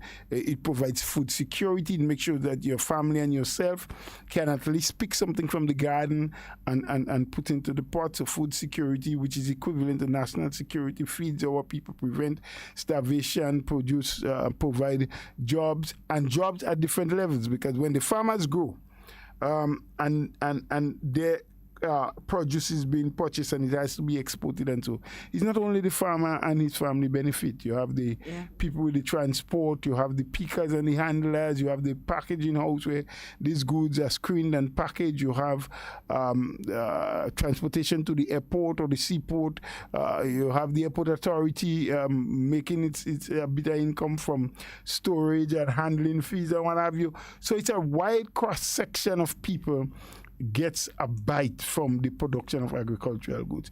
And then, as you've just shown, the value added, making it into secondary product.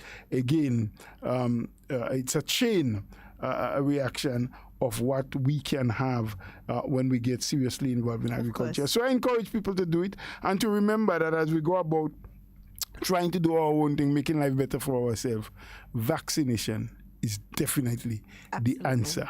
We have to, whether we like it or not, because it will soon become the order of the day. It will be our passport to a better life not too long from now. Have a good day, everyone. Thank you for being a part. Those who have called, those who have sent us messages, we do appreciate, and we hope that when we do have another program, hopefully tomorrow, if we should survive the night, that you again will join us and encourage a friend or a relative to join in and participate in the program Hard Talk. Thank you. All right, guys, we've come to the end of our program for today. As we say here every day, in whatever you do and whatever you say, be safe and be secure. We always want to be talking here with you, but we do not ever want to be talking about you. So please do enjoy the remainder of your day. Get vaccinated. I can't end the program without appealing to the people. Please get vaccinated. Don't worry, in the next 2 weeks, Mr. Bola, we will be fully vaccinated, because I think it's after the 2 weeks after the second shot or something like that, then you can consider yourself fully vaccinated. So once I get my injection, I'm vaccinated. You could tell me what you want. Once they put the needle in and they push in whatever it is they're pushing in, I got vax. I got my first one. I hopefully will be taking my second one tomorrow, God's willing. And we will be fully vaccinated. And that's a good feeling, honestly. Thank you. After we've had such a rough year of dealing with COVID and dealing with, Lord, I wonder if I could survive if I get COVID, boy. That is really going to be a relief, a sigh of relief. So we have come to the end of our program for today. As we say here every day, in whatever you do and whatever you say, be safe and be secure. We want to be talking with you and never about you. So please do enjoy the remainder of your day and stay tuned for the National Report. It has been a pleasure, guys.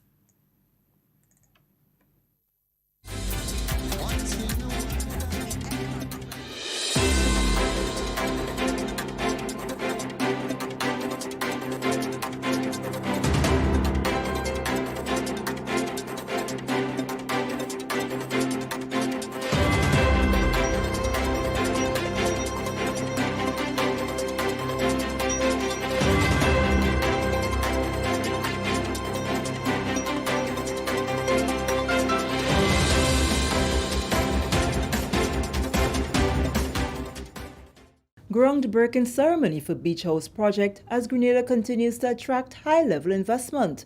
We'll have details to this story and more in the National Report.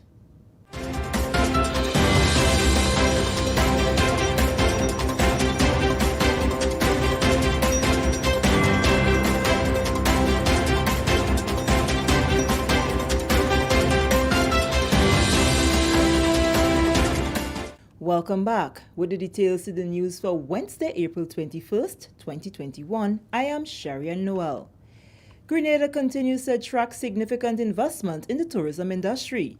The latest demonstration of the high level of investor confidence in the local economy came on Wednesday with the groundbreaking ceremony for the Beach House project. The US $20 million project is the second hotel development in Grenada by Nagim Swari, the owner of Silver Sands Grenada. Construction will begin in June this year, with completion anticipated within 18 months. Prime Minister Dr. The Right Honorable Keith Mitchell has welcomed this latest investment in the country, which will create 200 jobs in the construction phase and up to 100 permanent jobs upon completion. Nagib has shown when he gives his word, that is it. Many times people indicate all kinds of plans, you see all kinds of drawings, and you see nothing after that. But when Nagib says, I want to do this, it is done. So I've always tremendous confidence in whatever Nagib says he's going to do. And his love and feeling for the country has been something I feel has not been matched easily over the years that I've been involved in the leadership of the politics of the country. The Prime Minister used the occasion to reiterate the need for vaccination as the key element in getting the economy moving again. He called on persons in the private sector to join the call for Grenadians to be vaccinated. Not enough of our people are speaking out enough on the issue of vaccination, on the issue of protection of what we have here. Because with the beauty of the country well known and well articulated by Nagib and others interested in the country's development, the beauty of the people, the beauty of the country, added to that with all the positive we're getting from the fact that our infection rate is very low. All these are attraction for the country's success. And therefore we can't, how do we maintain that perception and expand it in terms of real development?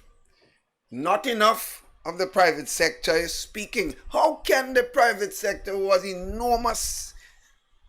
enormous role to play and has serious investment in the success of business activity, appear to be so silent on this matter? The current beach house facility has 30 rooms, and the investor has declared his intention to expand, doubling the amount of rooms to 60. Tourism Minister Honorable Clarice Smoothes-Kerwin welcomes the addition to Grenada's room stock, providing figures that illustrate a great disparity between the number of hotel rooms in Grenada and other Caribbean countries. The need for room stock is very obvious. We need that as a leverage to bring more flights into Grenada, to bring more variety of flights into Grenada, to bring people on those flights. Airlines will not fly if they're not full, and we don't want to see. During the COVID, we've had flights coming in with a few people, but we hope that this will soon be a thing of the past, and we'll see full flights coming into Grenada. High demand, direct flights from whichever destination, rather than having to share because we cannot attract more. And room stock is a major issue. Mr. Swari also disclosed plans for other developments that will further add to Grenada's room stock, including a second Silver Sands at Mount Cinnamon and 2 hotels at Port Louis. The beach house project will include an elegant Italian restaurant, spa and gym services, and water sports. We have plans now for a second Silver Sands on Mount Cinnamon. The designs are in process now. We also have plans for the Riviera, but this one should be a 4-star hotel because we don't want to be classified as only providing for the rich, as I said. Even this one will be a bit cheaper. And we have big plans for Port Louis. And Port Louis, we are now discussing with the partners of Camper, and I mean, most of you, even the PM doesn't know that, so I'm telling him now. We're discussing with the Camper and Nichols and the Chinese to do something together to promote the Port Louis area. So we're putting some assets together, and we have our own plans if they don't come through. So to promote that area as a new entertainment spot, plus add 2 hotels also there. including the hotel which was on the top, and we'll name it the same thing because of the Marlon Brando movie, so we want to keep the legacy. If we do all that, then we've added like 500 rooms to Grenada. From the current 1,000, it's a 50% upside, so... Moving along, the government of Grenada is looking at the Granbra estate as one of the areas that will be used to increase food production in the wake of the disruption of the agriculture sector in St. Vincent by the La Soufrière volcano. St. Vincent, which is best known for root crop production, has traditionally been a major supplier of agricultural products and livestock to a number of Caribbean countries. In this regard, the government of Grenada is mobilizing support for its CARICOM sister nation, both in the short term and long term, and understanding the impact of the natural disaster. Grenada will be playing its part with a number of initiatives on the table. During the government's weekly post-cabinet press briefing on Wednesday, Minister for Agriculture, Lands and Forestry, Honorable Peter David, explained some of the mechanisms that he says will boost agriculture production from Grenada's end. We have already looked at several government estates. We are focusing on one of these estates. The Granbra estate is currently now under review. In fact, a team went out to the estate on Monday morning. We've looked at the estate. We've determined how we will proceed to production. The first thing we must do is decide what we are going to produce. We have to ensure that we just don't go wildly. I mean, some people would want us to start immediately and just start doing. That is understandable. But we have to first decide what the market will want, because you can be producing X, but the market demands Y. So we have to first make a determination, and we are going to do that in collaboration with farmers and in collaboration with the Marketing and National Import Board. They know what the products are required in Grenada. They also know what is required in Trinidad, what is required in St. Vincent. They have been outside there for quite a number of years, so they will help us in that regard. Once we determine what products we are going to produce, we are going to do two things. One, the government, the ministry itself, will be seeking to get Granbra Estate under production. We've already indicated to the cabinet that we will be coming to them with a proposal within the next 2 weeks, within the next week, sorry, we told them a week ago, within the next week, as to the process of getting Granbra up and running. And what products we're going to produce and how we are going to be doing that production. Minister David says they are also looking at the Bellevue estate as an area where production can be increased. There's one government estate, the Bellevue estate, which is currently commercialized. So there is a person who is managing it. The company is based in Trinidad. We are going to be talking with them to discuss how we work with them to increase production on Bellevue. But with respect to the other estates, the Granbra, the Mount Rule, we currently have somebody who manages the estate. We are going to work closely with our agronomy division based in Maribor, St. Andrews, and they are going to be coming together, the agronomy division, along with the manager, and to assign a senior agronomist to the estate to ensure that production is enhanced. I believe we can make it work. I know there have been several attempts over the years, and there have been some difficulties, but the structure is going to remain under the ownership of the government. But there's also a proposal to allow certain private entrepreneurs through the Youth in Agriculture program and through the other mechanisms to partner with the private sector to get investments. I have said, and I repeat here, maybe some persons won't agree with me, but I do believe our private sector needs to invest more in agriculture. Mr. David is also calling on the private sector to invest in the agriculture sector. Government has already committed $1 million in support to St. Vincent and the Grenadines to deal with the impact of the explosive eruptions of the La Soufrière volcano, which erupted April 9th for the first time in 42 years. This is the National Report. The news will continue after the break.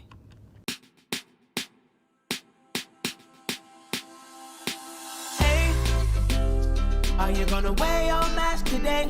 You see everywhere you go, there are rules you got to follow, so don't you say COVID-19 will delay. Take the opportunity to save your community. Don't be that guy, put a mask on your face if you're heading outside. It's your life, my life, more lives will be taken if we don't try. If you feel any symptoms, call the hotline. Stay inside until you feel fine. 6 feet away every day. Keep COVID-19 far from work. Keep Grenada safe. Be COVID-19 smart. Over 500 cases of water, non-perishable items and other personal effects were donated to the St. Vincent and the Grenadines Police Force on Wednesday. The St. Vincent and the Grenadines Coast Guard arrived in Grenada on Wednesday morning to collect the items. Corporal Kaduna Douglas McLean, who is attached to the Community Relations Department, told the GIS that this is part of the RGPF's commitment and humanitarian efforts. Today we have the St. Vincent Coast Guard. They are here to collect a quantity of supplies. Over 500 cases of bottled water was collected. These were contributed by members of the RGPF. We also have non-perishable food items and other personal effects that were gathered, that were contributed by members of the police force to assist our brothers and sisters in St. Vincent. The support and the response from members of the RGPF was quite tremendous. It is overwhelming to see that members understand the plight of our colleagues and our fellow men in St. Vincent, and they have heeded to the call to assist, and they have done so generously from their own personal. Lieutenant of the St. Vincent and Grenadines Coast Guard, Enos Hamlet, says the contribution will help especially at a time where there is a shortage of water supply on the island. We are here today as part of the humanitarian effort that is put on by our colleagues here in Grenada to assist us with the natural disaster that we are facing right now in St. Vincent and the Grenadines with the eruption of our volcano, the La Soufrière. So as of now, water is critically important to us because most of the reservoirs have been covered with ash, and there have been a shortage of water supply for the past couple of days. So we are very much grateful for the assistance given to us here with this water supply. It would definitely go a long way for the folks in St. Vincent and the Grenadines. And finally in the news, the Division of Youth Development has partnered with the Grenada Football Association to execute a football program for young people. June Paul, the Assistant Communications Officer in the ministry, has a report. On Monday, a memorandum of understanding was signed between the Division of Youth Development and the Grenada Football Association on the initiative of the Elite Football Program. The Elite Development Program, a brainchild of the Grenada Football Association, is an initiative geared towards providing opportunities for the holistic development of young people in the sporting area of football. The Division of Youth Development through the new Imani program has joined forces with the GFA in order to execute its mandate to promote youth development sporting activities and in ensuring that the program is successfully implemented to achieve the desired objectives. Permanent Secretary at the Division of Youth Development, Kim Frederick, spoke of the expectations of the program.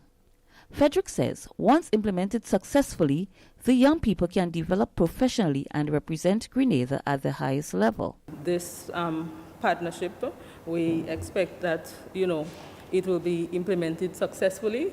It is a 2-year initiative, and at the end of the day, as I said, in the long run, we hope that the young people will benefit tremendously from this initiative. Acting General Secretary at GFA, Alvin Clouden, says this partnership allows for the execution of the Elite program, the enhancement of players, and the game of football. This will certainly enhance the quality and standard of play among the local players. This project has been in the development for the last 12 months or so. Most of the persons in this project have already done one part of the program, and we now move to the execution of the project. And this certainly will help the GFA in enhancing the players that we have. Crystal Julian, an Imani trainee, spoke of the training and the opportunity provided through the Elite program. We basically train from 11 to 12:30 daily. On Fridays, we have an insight session where we discuss our goals and aspirations. Being a part of the Elite program, it has opened doors for me where I have gained an opportunity to work at the Grenada Football Association in the commercial department. 40 participants from the new Imani program are currently engaged in training under the Elite program. The 2-year program will provide for the holistic development of the youth in their quest to become professional footballers. Reporting for the Division of Youth Development, I am June Paul. Thank you, June. Now for a recap of the top story. Groundbreaking ceremony for Beach House project as Grenada continues to attract high-level investment. On behalf of the entire news and production team, I am Sharian Noel, thanking you for viewing.